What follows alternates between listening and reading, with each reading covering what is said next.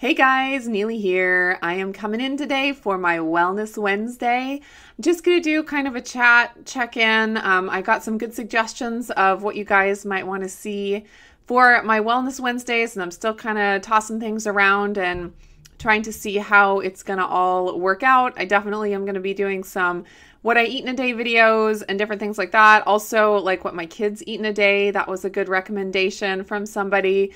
Just kind of how I feed my kids and balance their diets, or attempt to at least. I'm not perfect at it, of course. But just, give you guys an overview of how we eat as a family. So that is what is coming up. But I did want to chat a little bit more about the Candida cleanse that I did after I did last week's video. I kind of thought of a few more things that I could add about it as far as my results go. Like I said, I didn't have any like groundbreaking, dramatic changes. Like my life didn't change completely like it does for some people, but I did have some good benefits from it.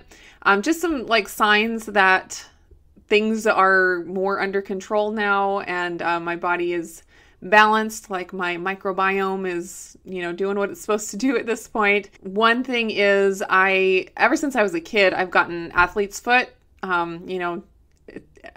several times a year I'll get it. And usually I have to get some clotromonazole or some kind of antifungal cream and use that to take care of it.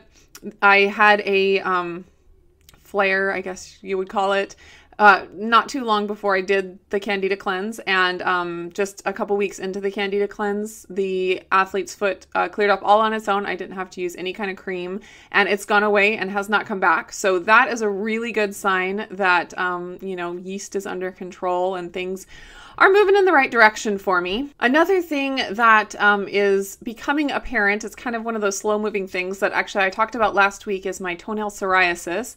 And it's one of those things where I'll do some kind of an intervention, dietary or supplemental or whatever it is, and it just takes forever to see any change because toenails are so slow moving as far as growth. But I have noticed that especially over the past couple of weeks, they are a lot better. Psoriasis is a condition where like your skin basically keeps creating layers. Like it's kind of complex, but your body is attacking your skin, and you know how when you get a cut or something, a new layer of skin grows over the cut?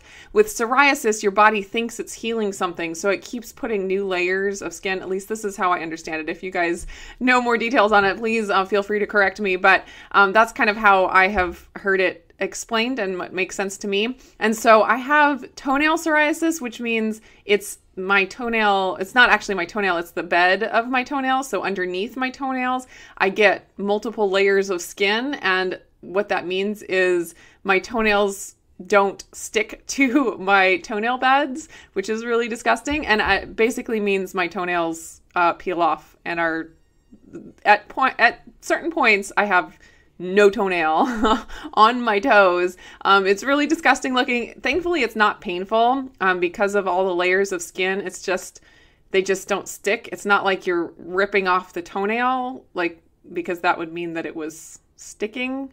But it just doesn't stick. So it's like you can just clip it all away because it's not stuck to the bottom of to the bed of my toenail.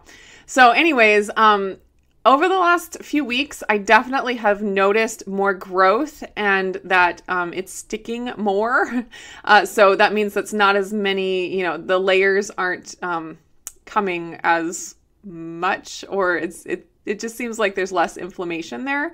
So there is, that's positive. It's hard to say for sure what causes that. It's hard to know what it is specifically that is making that have see some improvements, but I definitely think that the Candida cleanse and just rebalancing my microbiome and reducing inflammation overall has made a big difference. So I'm definitely encouraged about that.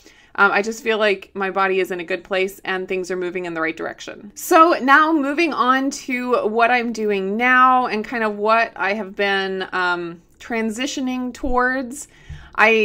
I told you before I wasn't really sure, thinking about just doing THM and just kind of had everything up in the air. And it's not something that's urgent. I don't feel like I need to jump on a diet immediately. That's kind of the nice thing about getting out of the whole diet mentality. And like, if you're either on a diet or you're gaining weight. I'm kind of out of that cycle right now. I definitely used to be in that several years ago. And I feel like I'm out of that enough that I can just take my time with things. I don't have to just, feel desperate to jump onto any kind of plan. I can just go slow and my body doesn't freak out. So that's kind of where I had been. But I've been playing with something new, which, if you guys know me and follow me, that's probably not surprising. I'm always playing with something new. I am not back on THM. I kind of started experimenting with something else, and it's kind of been blowing my mind. So I have just been working on that right now and kind of keeping THM in the back of my mind. What I have been experimenting with is kind of anti-THM. Almost. There are some similarities and some parallels, but you guys are going to laugh at me when I tell you what it is, because it sounds like a total fad diet and something totally crazy. And I thought so too when I first heard about it, I don't know, a lot of years ago, 4 years ago maybe, when it started becoming popular, and I just kind of noticed it and I was like, oh, that seems crazy, and didn't think a whole lot about it. And then a few months ago, I saw Dr. Alan Christensen actually recommended this. It's not a diet, it's more like a temporary reset type thing. Anyways, he recommended it, and he's the one that wrote the Adrenal Reset Diet, which I've talked to you about a lot of times, and I really respect his work and what he has to say. And so I looked into it a little more and saw that a lot of people recommended it. A lot of people that I really respect, like Chris Kresser and Rob Wolf and several other, big names like that I really respect and that are not gonna, get behind a fad diet. So it piqued my interest a little bit more. And a few months ago, I picked up the book because when Dr. Christensen recommended it, I think it was on sale on Kindle for like 99 cents or $1.99. And I was like, oh, that sounds interesting. I'll just pick that up. If it had been a regular price, I probably wouldn't have. But since it was so cheap, I was like, okay, I'll pick it up. So anyways, that was a few months ago. I kind of read it back then and was thinking about it. Then I did the Candida cleanse. And then I kind of thought about it again since I was kind of thinking towards what I wanted to do and what I wanted to try and just, trying to figure it out. So anyways, you guys are probably wondering what it is. The book is called The Potato Hack, and it is basically what is laid out in the book is like a 3 to 5 day potato fast, basically, where you eat nothing but potatoes. I have not done that. I have been kind of playing with variations. And in the book, he talks about all different kinds of variations and just different ways you can incorporate this information into your regular diet. It's not meant to be a long-term thing, although there are some people that are making a name for themselves by eating nothing but potatoes for like a year. There's like a guy that goes by SpudFit, who has gotten pretty famous from doing that. And then someone did a 60-day potato fast to show that potatoes were healthy and full of nutrients. And anyways, so what I've been doing is just incorporating potato meals into my diet. And that means like just a meal where I only eat potatoes.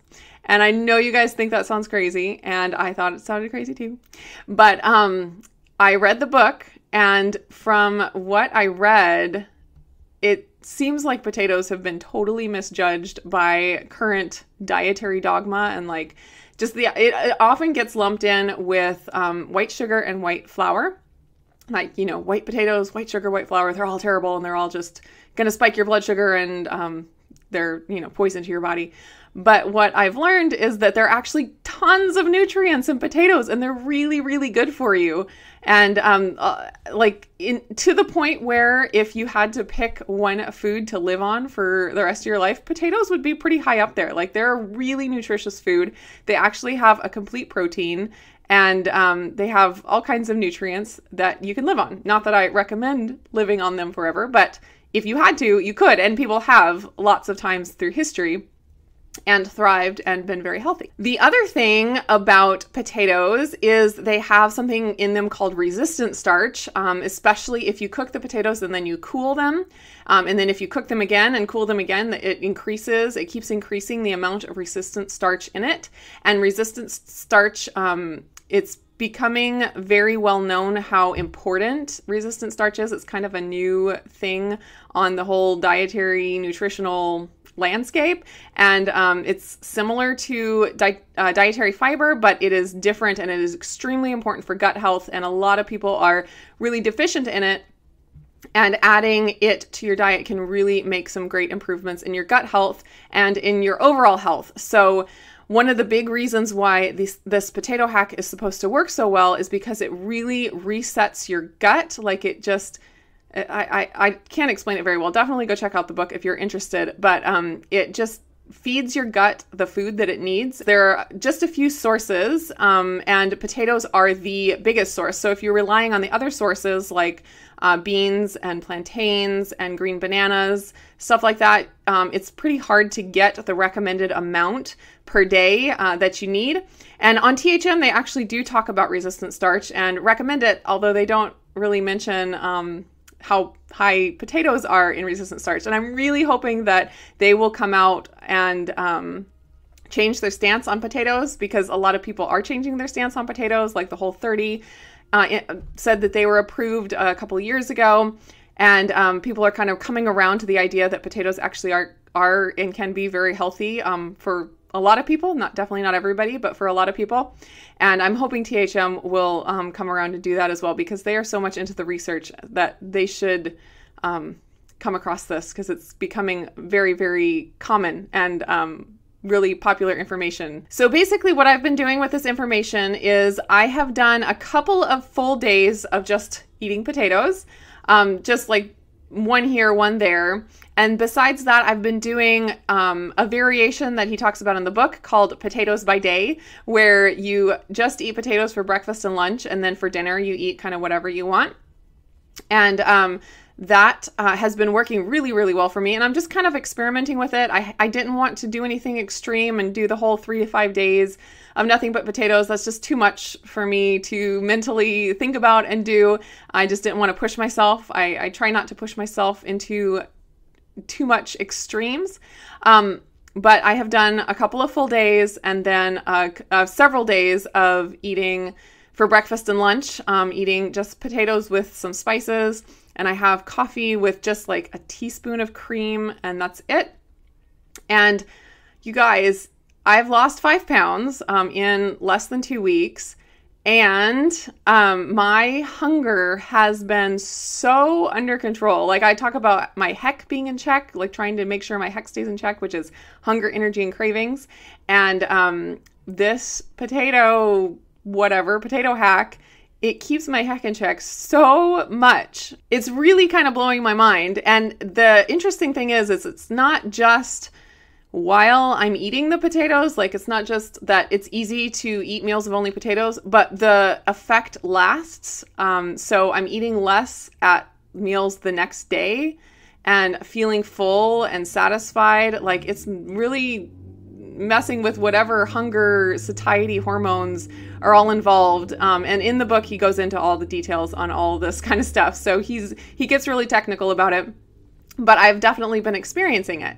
So I have been feeling full and satisfied, and like, it's just really easy to eat and stop when I'm full and not worry about cravings. It's just been really good, which is enough to make me want to keep doing it.